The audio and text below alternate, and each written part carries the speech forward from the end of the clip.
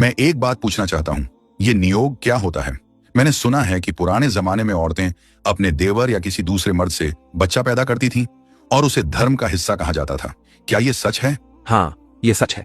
नियोग एक धार्मिक प्रथा थी जिसमें अगर किसी औरत का पति मर जाए या उससे संतान न हो सके तो उसे अनुमति होती थी कि वो किसी योग्य पुरुष जैसे पति के भाई या किसी आर्ष से वंश बढ़ाने के लिए संतान प्राप्त करे। ये सब धर्म के आदेश से होता था, कोई गलत बात नहीं थी। मतलब औरत अपने देवर से संबंध बनाए बगैर शादी के सिर्फ बच्चा पैदा करने के लिए? उस वक्त लोग मानते थे कि स्त्री का कर्तव्य है पति का वंश चलाना। इसलिए अगर पति मर गया तो नियोग से संतान उत्पन्न करना धर्म का पालन माना गया, पाप नहीं।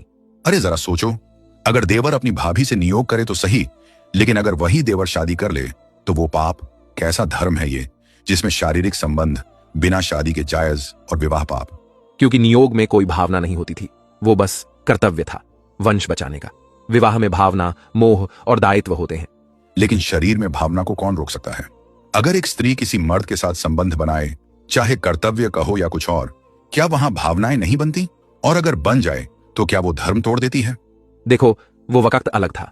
तब समाज वंश और परंपरा पर टिका था, इसलिए औरतों से उम्मीद की जाती थी कि वो धर्म निभाए। मतलब धर्म निभाने के नाम पर औरत की मर्जी, भावना और सम्मान सब कुर्बान? क्या किसी ने उससे पूछा कि वो चाहती भी है या नहीं? या बस कहा गया तुम्हारा कर्तव्य है वंश बढ़ाना, तो तुम किसी और के साथ नियोग करके संतान प्राप्त करो? शायद कई बार नहीं पूछा जाता था, लेकिन तब वो समाज का नियम था। फिर तो ये धर्म नहीं, मजबूरी हुई ना? और अगर धर्म मजबूरी में बदल जाए तो क्या उसे इंसाफ कहा जा सकता है?